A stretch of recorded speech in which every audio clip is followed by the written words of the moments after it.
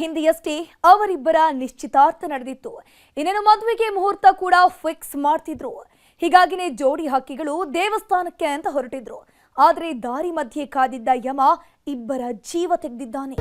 ಮದುವೆ ಅನ್ನೋದು ಪ್ರತಿಯೊಬ್ಬರ ಜೀವನದ ಮಹತ್ತರ ಘಟ್ಟ.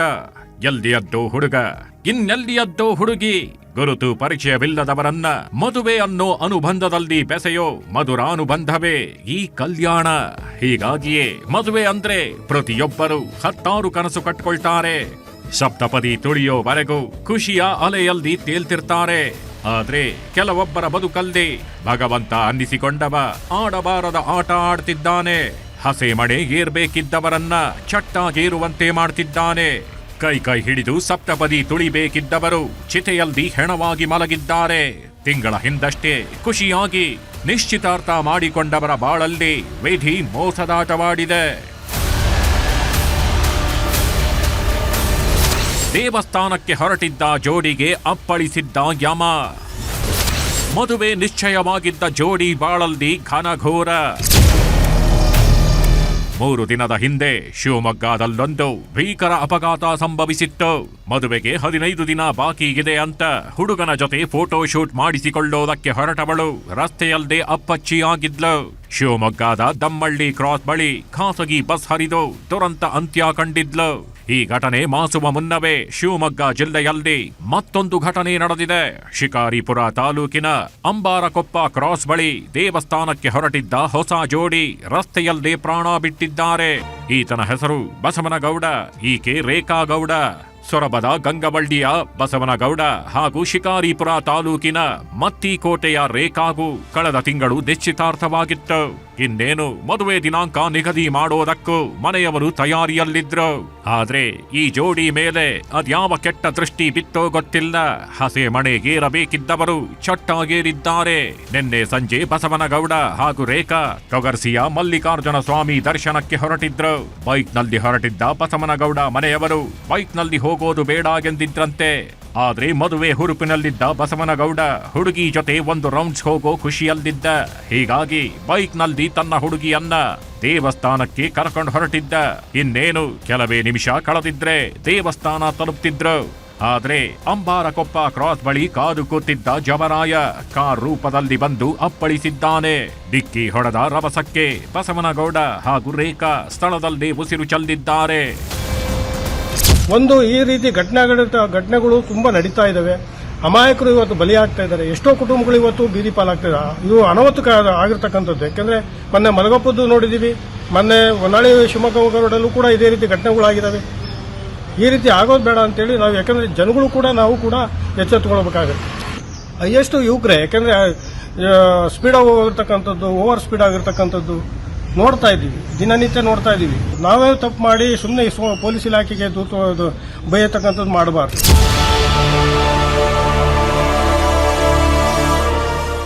ಒಟ್ನಲ್ಲಿ ಕೈ ಹಿಡಿದು ಸಪ್ತಪದಿ ತುಳಿಬೇಕಿದ್ದ ಜೋಡಿ ಒಟ್ಟಿಗೆ ಪ್ರಾಣ ಬಿಟ್ಟಿವೆ. ಬದುಕಿನ ಹೊಸ ಅಧ್ಯಾಯ ಶುರುವಾಗೋದಕ್ಕೂ ಮೊದಲೇ ಬದುಕಿನ ಪಯಣ ನಿಲ್ಲಿಸಿವೆ. ವಿನಯ್ ಪುರದಾಳು, ನ್ಯೂಸ್ 18 ಶಿವಮೊಗ್ಗ. ಕರುನಾಡಲ್ಲಿ ಸುರಿಯುತ್ತಿರೋ ಮಳೆಗೆ ರೆಸ್ಟೇ ಇಲ್ಲ ಅನಿಸ್ತಾ ಇದೆ. ನಿರಂತರವಾಗಿ ಧಾರಾಕಾರವಾಗಿ ಮಳೆಯಾಗ್ತಿದ್ದು ಉತ್ತರ ಕರ್ನಾಟಕದಲ್ಲಿ ಮೇಲಿಂದ ಮೇಲೆ ನೆರೆ ನರಕ ಸೃಷ್ಟಿಯಾಗ್ತಿದೆ. ಬರೀ ಉತ್ತರ ಮಾತ್ರವಲ್ಲ, ಬೆಂಗಳೂರಿನಲ್ಲೂ ಹತ್ತಾರು ಅವಾಂತರ ಸೃಷ್ಟಿಯಾಗಿದೆ.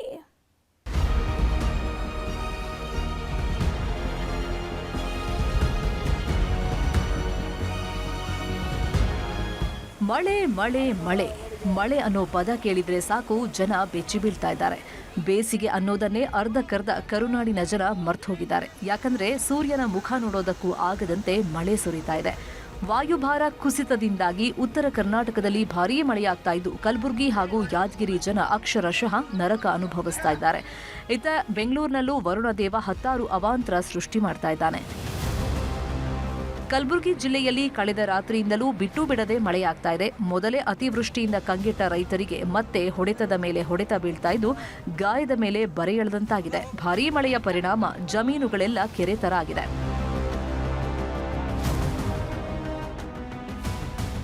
ಕಲಬುರಗಿಯ ಉದಯನಗರ ಬಡಾವಣೆಗೆ ಜಲ ದಿಗ್ಬಂಧನ ಎದುರಾಗಿದೆ. ಮನೆಯಿಂದ ಹೊರಗಡೆ ಬರೋಕಾಗದೆ ಬಡಾವಣೆ ನಿವಾಸಿಗಳು ಪರದಾಡ್ತಾ ಇದ್ದಾರೆ. ರಸ್ತೆ ಮೇಲೆಲ್ಲ 2 ಅಡಿಗೂ ಹೆಚ್ಚು ನೀರು ನಿಂತಿದ್ದು ಜನ ಕಂಗಾಲಾಗಿದ್ದಾರೆ. ಪ್ರತಿ ಬಾರಿ ಮಳೆ ಬಂದಾಗ್ಲೂ ಇಲ್ಲಿನ ಜನರಿಗೆ ಇದೇ ಪರಿಸ್ಥಿತಿ. ಆದರೆ ಜನಪ್ರತಿನಿಧಿಗಳು ಮಾತ್ರ ಈತ ಕಣ್ಣೆತ್ತಿಯೂ ನೋಡ್ತಾ ಇಲ್ವಂತೆ. ಇನ್ನು ಕಲಬುರಗಿ ಜಿಲ್ಲೆಯ ಇದಲಾಯಿ ಗ್ರಾಮ ಸಂಪೂರ್ಣ ಜಲಾವೃತವಾಗಿದೆ. ಗ್ರಾಮದ ಸುತ್ತಮುತ್ತಲಿನ ಹಳ್ಳ ಕೊಳ್ಳಗಳು ತುಂಬಿ ಹರಿತಾ ಇದ್ದು ಮನೆಗಳಿಗೆಲ್ಲ ನೀರು ನುಗ್ಗಿದೆ. ಇದರ ಪರಿಣಾಮ ದವಸ ಧಾನ್ಯಗಳೆಲ್ಲ ನೀರ್ಪಾಲಾಗಿದೆ. ಇನ್ನು ಕಲಬುರಗಿಯ ಎಂಜಿನಿಯರಿಂಗ್ ಕಾಲೇಜ್ ಮುಂಭಾಗ 10 ಅವಾಂತರಗಳು ಸೃಷ್ಟಿಯಾಗಿವೆ. 10ಕ್ಕೂ ಹೆಚ್ಚು ಅಂಗಡಿಗಳಿಗೆ ನೀರು ನುಗ್ಗಿದ್ದು ಮಾಲೀಕರು ಪರದಾಡುವಂತಾಗಿದೆ. ಅಂಗಡಿ ಮುಂಭಾಗ ನಿಂತ ನೀರು ಹೊರಹಾಕೋದಕ್ಕೆ ಮಾಲೀಕರು ಹರಸಾಹಸ ಪಡ್ತಾ ಇದ್ದಾರೆ. ಕೊಪ್ಪಳ ಜಿಲ್ಲೆಯ ಗಂಗಾವತಿಯಲ್ಲೂ ಭಾರೀ ಮಳೆಯಾಗ್ತಾ ಇದೆ. ಇದರ ಪರಿಣಾಮ ರಾಜಕಾಲುವೆ ತುಂಬಿ ಹರಿತಾ ಇದ್ದು ಜನವಸತಿ ಪ್ರದೇಶಕ್ಕೂ ಮಳೆ ನೀರು ನುಗ್ಗಿದೆ. ನಗರದ ಕಿಲ್ಲಾ ಏರಿಯಾ ಸಂಪೂರ್ಣವಾಗಿ ಜಲಾವೃತಗೊಂಡಿದ್ದು ಚರಂಡಿಗಳನ್ನು ಸರಿಯಾಗಿ ನಿರ್ವಹಣೆ ಮಾಡದ ನಗರಸಭೆ ಅಧಿಕಾರಿಗಳ ವಿರುದ್ಧ ಸ್ಥಳೀಯರು ಆಕ್ರೋಶವನ್ನ ವ್ಯಕ್ತಪಡಿಸ್ತಾ ಇದ್ದಾರೆ. ಯಾದಗಿರಿ ಜಿಲ್ಲೆಯಲ್ಲೂ ಕಳೆದ ರಾತ್ರಿಯಿಂದ ಧಾರಾಕಾರ ಮಳೆ ಸುರಿತಾ ಇದೆ. ರಾತ್ರಿಯಿಡೀ ಸುರಿದ ಮಳೆಗೆ ಜನಜೀವನ ಸಂಪೂರ್ಣವಾಗಿ ಅಸ್ತವ್ಯಸ್ತಗೊಂಡಿದ್ದು ಯರಗೋಳ ಬಾಚವಾರ ಗ್ರಾಮದ 2 ಸೇತುವೆ ಜಲಾವೃತಗೊಂಡಿದೆ. ಯರಗೋಳ ಗ್ರಾಮದ 10 ಮನೆಗಳಿಗೆ ನೀರು ನುಗ್ಗಿದ್ದು ಅಪಾರ ಪ್ರಮಾಣದ ಹಾನಿಯಾಗಿದೆ. ಯಾದಗಿರಿ ಜಿಲ್ಲೆಯ ಚಾಮನಹಳ್ಳಿಯಲ್ಲಿ ಮಳೆರಾಯ ಅಬ್ಬರಿಸಿ ಬೊಬ್ಬಿರ್ತಿದ್ದಾನೆ. ಧಾರಾಕಾರ ಮಳೆಗೆ ಚಾಮನಹಳ್ಳಿ ಸೇತುವೆ ಜಲಾವೃತವಾಗಿದ್ದು ಹೊರುಂಚಿ, ಅಲ್ಲಿಪುರ ಸೇರಿದಂತೆ 10 ಗ್ರಾಮಗಳ ಸಂಪರ್ಕ ಬಂದ್ ಆಗಿದೆ.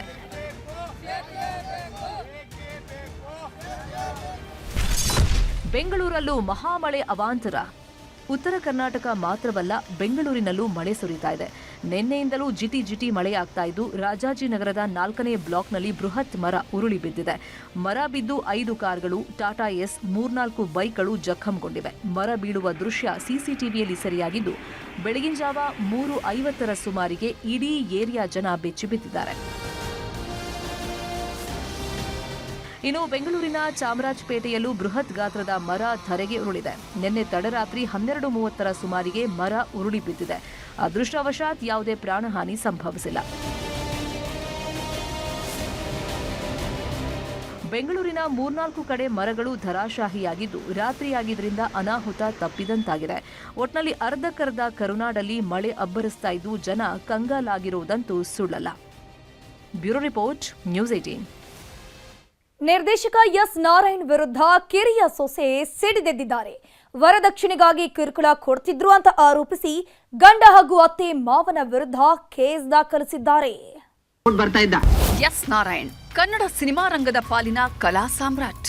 ನಿರ್ದೇಶಕನಾಗಿ, ನಟನಾಗಿ, ಕಾಮಿಡಿಯನ್ ಆಗಿ ಕನ್ನಡಿಗರ ಮನೆ ಮಾತಾದ ನಟ. ಹೀರೋ ಆಗಿ ಗುರುತಿಸಿಕೊಂಡಿದ್ದಕ್ಕಿಂತ ನಿರ್ದೇಶಕರಾಗಿ ಸದ್ದು ಮಾಡಿದ್ದೇ ಜಾಸ್ತಿ. ಅಣ್ಣವರಿಂದ ಹಿಡಿದು ಇತ್ತೀಚಿನ ನಟರಿಗೂ ಆಕ್ಷನ್ ಕಟ್ ಹೇಳಿದ ಖ್ಯಾತಿ ಇವರದ್ದು. ಒಂದ್ ಕಾಲದಲ್ಲಿ ಸೂರ್ಯವಂಶ, ಜಮೀನ್ದಾರರು ಸಿನಿಮಾದಂತಹ ಸಾಲು ಸೂಪರ್ ಹಿಟ್ ಸಿನಿಮಾ ಕೊಟ್ಟವರು ಇವರು. ಇದೇ ನಟನ ಪಾಲಿಗೆ ಸಂಸಾರದ ಸಂಕಷ್ಟ ಶುರುವಾಗಿದೆ. ಕಿರಿ ಸೊಸೆ, ಗಂಡ, ಮಾವ, ಅತ್ತೆ ವಿರುದ್ಧ ಪೊಲೀಸ್ ಠಾಣೆಯ ಮೆಟ್ಟಿಲೇರಿದ್ದಾರೆ. ಎಸ್ ನಾರಾಯಣ್ ವಿರುದ್ಧ ದಾಖಲಾಯಿತು ವರದಕ್ಷಿಣೆ ಕೇಸ್. 2ನೇ ಸೊಸೆಯಿಂದ ದೂರು, 3 ವಿರುದ್ಧ ಎಫ್ಐಆರ್.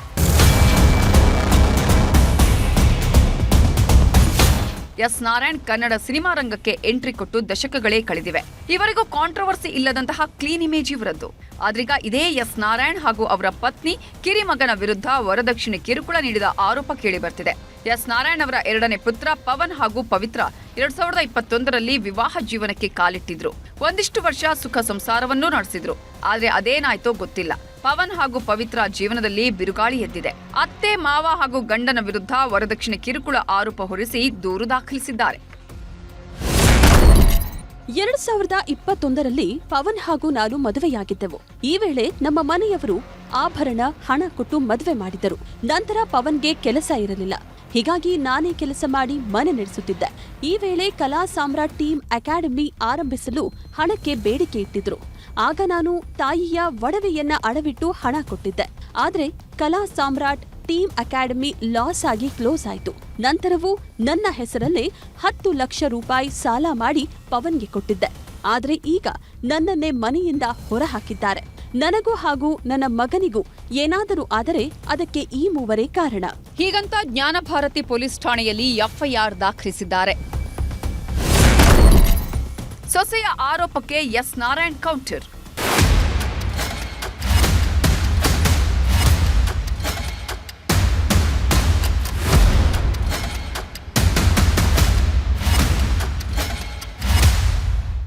ಯಾವಾಗ ಹಿರಿಯ ನಿರ್ದೇಶಕ ಎಸ್ ನಾರಾಯಣ್ ಕುಟುಂಬದ ಮೇಲೆ ಇಂತಹದ್ದೊಂದು ಆರೋಪ ಕೇಳಿಬಂತೋ ಸ್ವತಃ ಎಸ್ ನಾರಾಯಣ್ ಅವರೇ ಕಿಡಿಕಾರಿದ್ದಾರೆ. ನ್ಯೂಸ್ 18 ಜೊತೆ ದೂರವಾಣಿ ಮೂಲಕ ಮಾತಾಡಿದ ಎಸ್ ನಾರಾಯಣ್, ಆಕೆ ಮನೆ ಬಿಟ್ಟು ಹೋಗಿ 14 ತಿಂಗಳಾಗಿದೆ. ಈಗ ನಮ್ಮ ವಿರುದ್ಧ ಆರೋಪ ಮಾಡ್ತಿದ್ದಾರೆ. ಇಷ್ಟು ದಿನ ಯಾಕೆ ದೂರು ಕೊಟ್ಟಿರಲಿಲ್ಲ?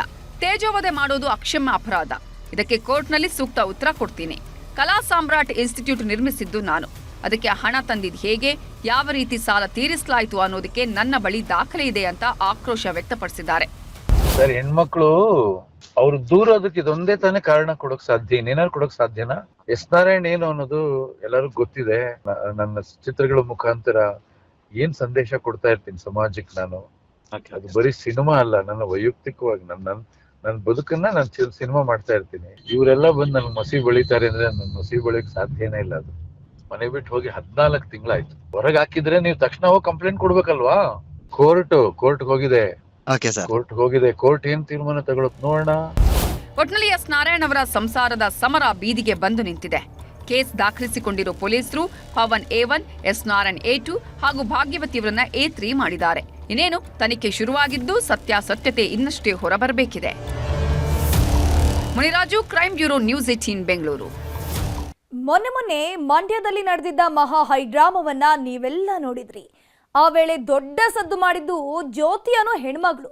ಪೊಲೀಸರು ಹೊಡೆದ್ರು ಅನ್ನೋ ಕಾರಣಕ್ಕೆ ರಸ್ತೆಯಲ್ಲೇ ಕೂಗಾಡಿದ್ಲು. ಇದೇ ಹೆಣ್ಮಗಳ ವಿರುದ್ಧ ಈಗ ಕೇಸ್ ಬಿದ್ದಿದೆ.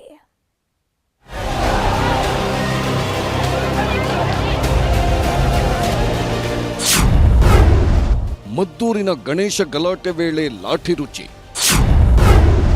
ಪೊಲೀಸರ ಏಟಿಗೆ ರಸ್ತೆಯಲ್ಲೇ ಬಿದ್ದು ಚೀರಾಟ.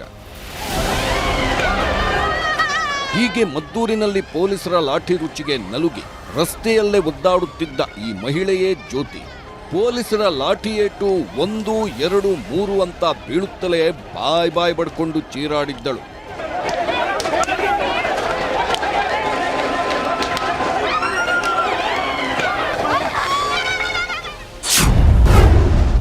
ಪೊಲೀಸರ ಲಾಠಿ ಏಟಿಗೆ ತೀವ್ರ ಆಕ್ರೋಶ.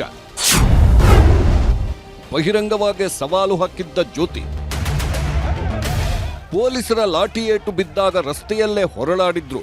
ನಂತರ ಸುಧಾರಿಸಿಕೊಂಡಿದ್ದ ಜ್ಯೋತಿ ಡ್ರೆಸ್ ಚೇಂಜ್ ಮಾಡ್ಕೊಂಡ್ಬಂದು ಪೊಲೀಸರು ಹಾಗೂ ಸರ್ಕಾರಕ್ಕೆ ಸವಾಲೆಸೆದಿದ್ದಳು.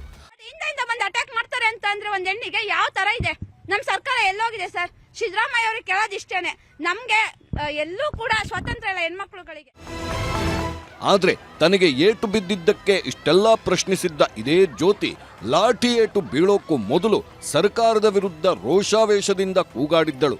ಅದು ಕೇವಲ ಸರ್ಕಾರದ ವಿರುದ್ಧದ ಘೋಷಣೆಯಾಗಿರಲಿಲ್ಲ, ಬದಲಿಗೆ ಅವಾಚ್ಯ ಶಬ್ದಗಳನ್ನ ಬಳಸಿದ್ದ ನಿಂದನೆಯಾಗಿತ್ತು.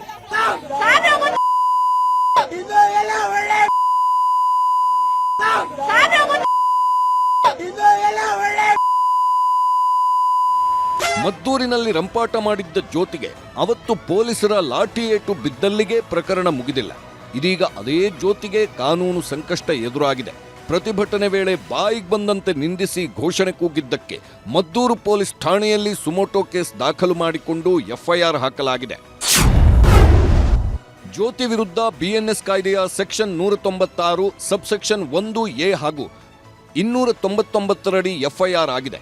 ಸೆಕ್ಷನ್ 196 ಸಬ್ಸೆಕ್ಷನ್ 1A ಪ್ರಕಾರ ದ್ವೇಷ ಭಾಷಣ, ಸಂಘರ್ಷಕ್ಕೆ ಪ್ರಚೋದನೆಯಡಿ 3 ವರ್ಷಗಳ ಜೈಲು ಶಿಕ್ಷೆ ಅಥವಾ ದಂಡ ಹಾಗೂ 3 ವರ್ಷಗಳ ಜೈಲು ಶಿಕ್ಷೆ ಮತ್ತು ದಂಡ ಎರಡನ್ನೂ ವಿಧಿಸಬಹುದು.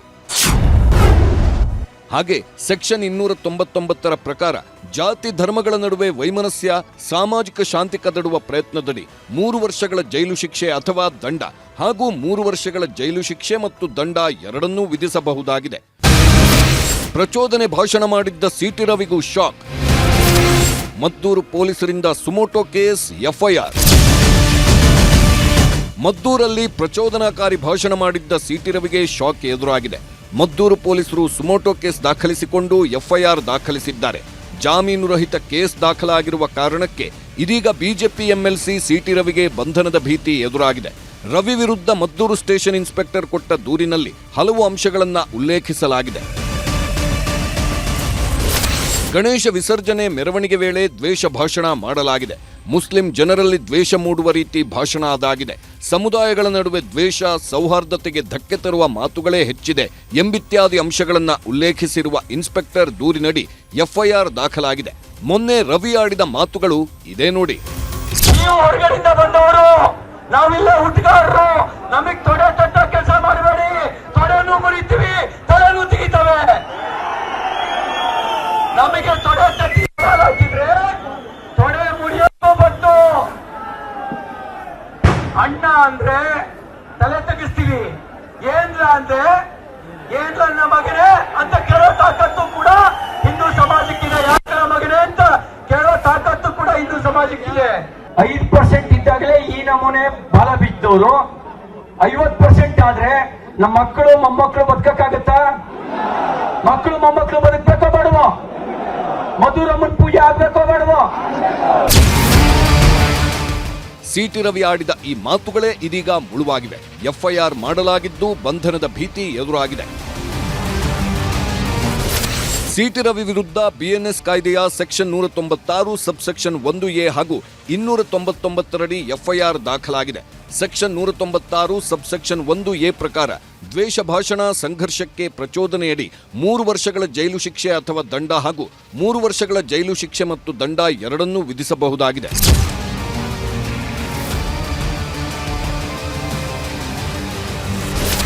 ಎಫ್ಐಆರ್ಗೆ ಡೋಂಟ್ ಕೇರ್, ಜಗ್ಗುವುದಿಲ್ಲ ಬಗ್ಗುವುದಿಲ್ಲ ಎಂದು ತಿರುಗೇಟು.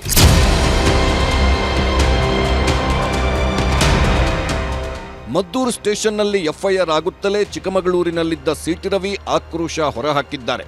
ಎಕ್ಸ್ನಲ್ಲಿ ಪೋಸ್ಟ್ ಹಾಕಿದ್ದು ಜಗ್ಗುವುದಿಲ್ಲ ಬಗ್ಗುವುದಿಲ್ಲ ಎಂಬ ಸಂದೇಶ ರವಾನಿಸಿದ್ದಾರೆ. ಹಿಂದುತ್ವಕ್ಕಾಗಿ, ಹಿಂದೂ ಕಾರ್ಯಕರ್ತರಿಗಾಗಿ ಅದೆಷ್ಟೇ ಎಫ್ಐಆರ್ಗಳು ಬರಲಿ, ದೇಶ ಧರ್ಮದ ವಿಚಾರದಲ್ಲಿ ತಲೆಬಾಗುವ ಮಾತೇ ಇಲ್ಲ ಎಂದು ಪೋಸ್ಟ್ ಹಾಕಿದ್ದಾರೆ. ಜೊತೆಗೆ ಸರ್ಕಾರದ ವಿರುದ್ಧ ಟೀಕಾ ಪ್ರಹಾರ ನಡೆಸಿದ್ದಾರೆ. ನಾನು ಆಕ್ಷನ್ ಮಾಡಿದ್ರೆ ರಿಯಾಕ್ಷನ್ ಆಗುತ್ತೆ ಅಂತ ಹೇಳಿದ್ದೇನೆ. ಎಷ್ಟು ದಿನ ಹಿಂದೂ ಸಮಾಜ ಸಹಿಸ್ಕೊಳ್ಳುತ್ತೆ? ಎಷ್ಟು ದಿನ ಸಹಿಸ್ಕೊಳ್ಬೇಕು? ನಿಮ್ಮದೇ ಹಮುರಾಬಿ ಸಿದ್ಧಾಂತ ನಾವು ಅಳವಡಿಸ್ಕೊಂಡ್ರೆ ಹಲ್ಲಿಗೆ ಹಲ್ಲು, ತಲೆಗೆ ತಲೆ ಅಂದರೆ ಕಲ್ಲಿಗೆ ಕಲ್ಲು ಅಂದರೆ ಎಷ್ಟು ದಿನ ಸಹಿಸ್ಕೊಳ್ಬೇಕು? ಇನ್ನು ಮದ್ದೂರು ಗಲಾಟೆ ಖಂಡಿಸಿ ರಾಜ್ಯದ ಹಲವು ಕಡೆ ಇಂದು ಕೂಡ ಪ್ರತಿಭಟನೆಗಳು ನಡೆದವು. ರಾಮನಗರದಲ್ಲಿ ವಿಎಚ್ಪಿ ಹಾಗೂ ಬಜರಂಗ್ ದಳ ಕಾರ್ಯಕರ್ತರು ಪ್ರತಿಭಟಿಸಿದ್ದಾರೆ. ಮದ್ದೂರು ಮತ್ತೆ ಸಾಮಾನ್ಯ ಸ್ಥಿತಿಗೆ ಹಿಂದಿರುಗುತ್ತಿದ್ರೂ ಅಲ್ಲಿ ನಡೆದ ಗಲಾಟೆಯನ್ನು ಮಾತ್ರ ರಾಜಕಾರಣಿಗಳು ಮತ್ತಷ್ಟು ದಿನ ಜೀವಂತವಿಡುವ ಪ್ರಯತ್ನ ಮುಂದುವರಿಸುತ್ತಿರುವುದು ಸ್ಪಷ್ಟ. Bureau report, news 18.